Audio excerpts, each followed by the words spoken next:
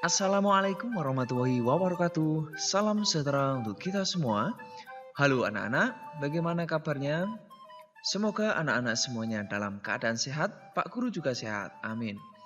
Baik anak-anak, jumpa lagi dengan Pak Guru di mata pelajaran PJOK. Pada pertemuan ini, kita akan belajar materi PJOK, yaitu jenis cedera dan cara menanganinya. Nah, pada pertemuan tentang materi kita akan mempelajari tentang jenis cedera dalam aktivitas fisik, khususnya olahraga. Tapi sebelum itu anak-anak, ayo kita berdoa terlebih dahulu agar kegiatan kita diberi kelancaran dan bermanfaat untuk kita semua. Mari kita berdoa. Berdoa mulai.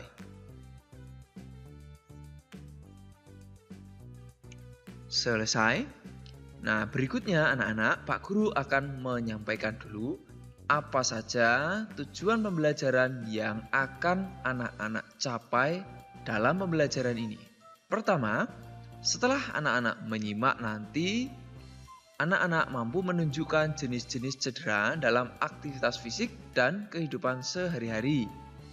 Kedua, anak-anak mampu menjelaskan cara menangani jenis-jenis cedera dalam aktivitas fisik dan kehidupan sehari-hari.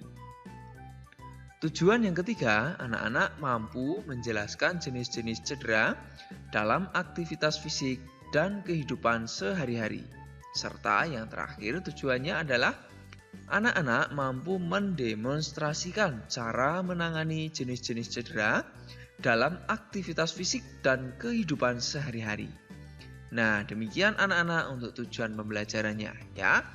Sekarang anak-anak pastikan menyimak materi dari Pak Guru sampai selesai agar pada pertemuan pertama ini anak-anak paham dan bisa benar-benar mencapai tujuan pembelajaran ini. Bagaimana? Sudah siap anak-anak? Baik, kita mulai ya.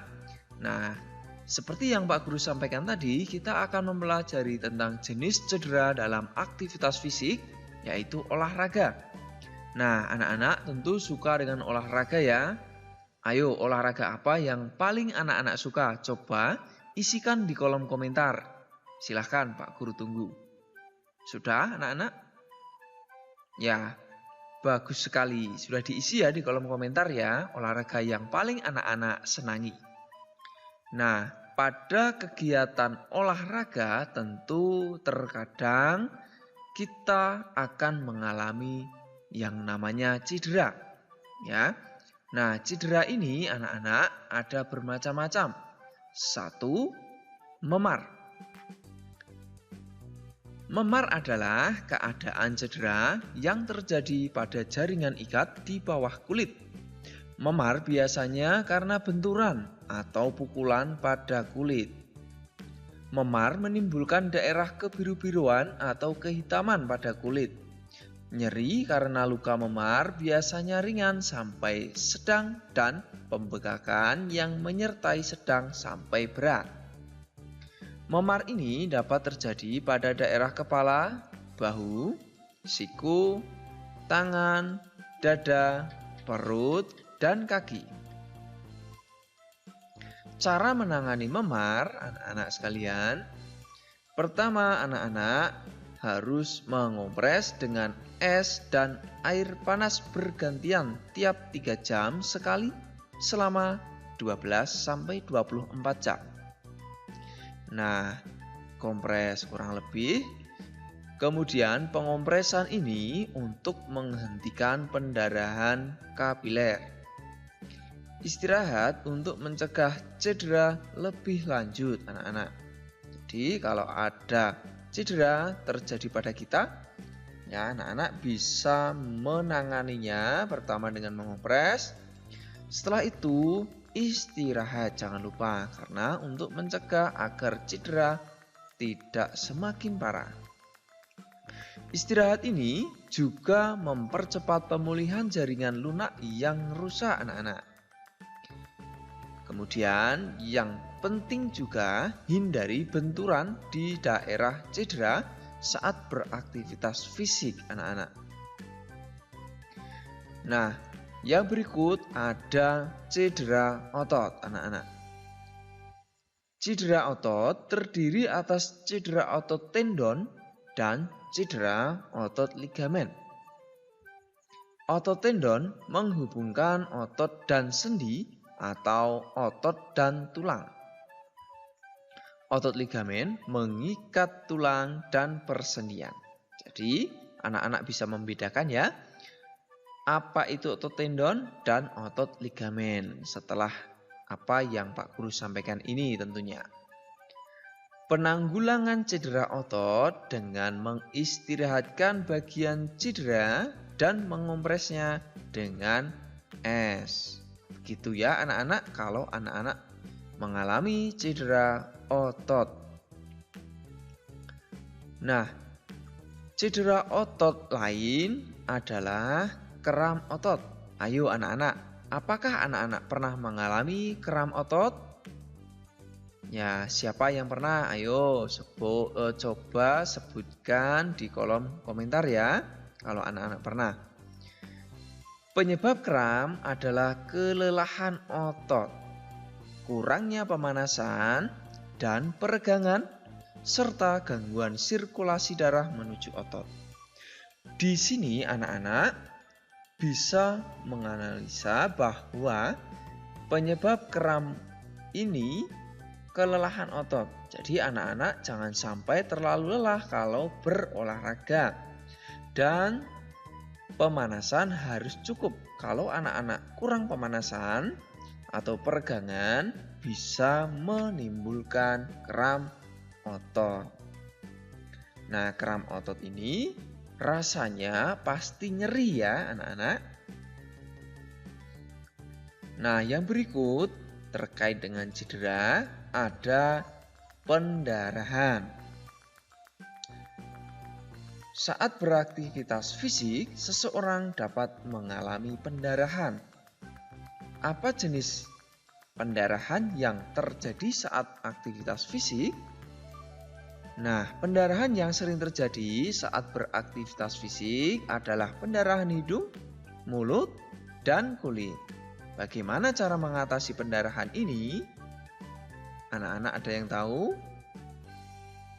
Nah, pada pendarahan hidung, anak-anak dudukkan penderita atau siapa yang mengalami pendarahan hidung ini.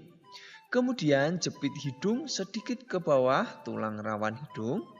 Posisi ibu jari berhadapan dengan jari-jari lain. Lakukan selama 5 menit. Anjurkan korban bernapas melalui mulut. Berikan kompres dingin di sekitar batang hidung, mata, hingga pipi.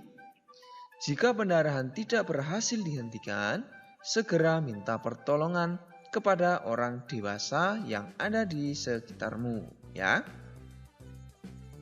Nah, yang berikut ada pendarahan mulut anak-anak. Pendarahan dari bibir atau gusi dapat dihentikan dengan penekanan langsung dan kompres dingin. Jika terdapat gigi goyang atau fraktur, gigi tidak dicabut. Korban dibawa ke klinik atau rumah sakit untuk ditangani ahlinya, yaitu dokter gigi. Paham ya anak-anak kalau terjadi pendarahan seperti ini contohnya? Baik. Berikutnya anak-anak ada kehilangan kesadaran. Nah, jika wajah orang yang pingsan pucat karena kelelahan atau lapar, baringkan di tempat datar, letakkan kepala lebih rendah dari kaki agar darah mengalir ke kepala korban pingsan. Bisa anak-anak lihat di sini. Jika wajah orang yang pingsan memerah, sangga kepalanya dengan bantal atau sesuatu, tujuannya agar darah mengalir secara normal. Nah, jika korban muntah, miringkan kepala agar muntahan tidak menghalangi pernapasan. Berikutnya anak-anak, jika pakaian yang dikenakan korban atau siapa yang pingsan itu memakai pakaian terlalu ketat, maka kendurkan. Ini dimaksudkan agar korban dapat bernapas dengan lega.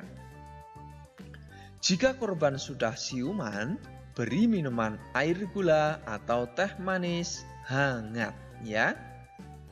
Lalu jika korban tidak sadar, segera dibawa ke pusat kesehatan terdekat. Ini dilakukan agar segera mendapat perawatan medis atau dari ahlinya yang sesuai dengan bidang medis. Begitu anak-anak untuk beberapa hal terkait dengan cedera pada aktivitas fisik ataupun olahraga. Semoga bermanfaat apa yang Pak Guru sampaikan. Anak-anak jangan sampai ketinggalan materi terbaru PJOK dari Pak Guru. Ayo mencoba. Apa yang bisa anak-anak lakukan jika ada orang di sekitar anak-anak mengalami kram otot? Ayo, ceritakan atau tulis jawabannya. Setelah itu, jika sudah selesai, segera laporkan pada Pak Guru atau Ibu Guru. Nah, dalam materi ini, jika anak-anak ada yang masih kesulitan atau ada yang bingung, silahkan tanyakan pada Pak Guru di kolom komentar juga bisa ya. Nah, sampai di sini dulu anak-anak pertemuan kita. Sekarang kita tutup pembelajaran kita ya dengan berdoa. Berdoa mulai.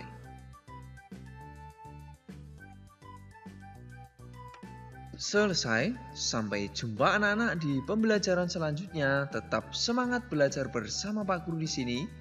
Assalamualaikum warahmatullahi wabarakatuh. Salam sehat, salam semangat, salam PJOK.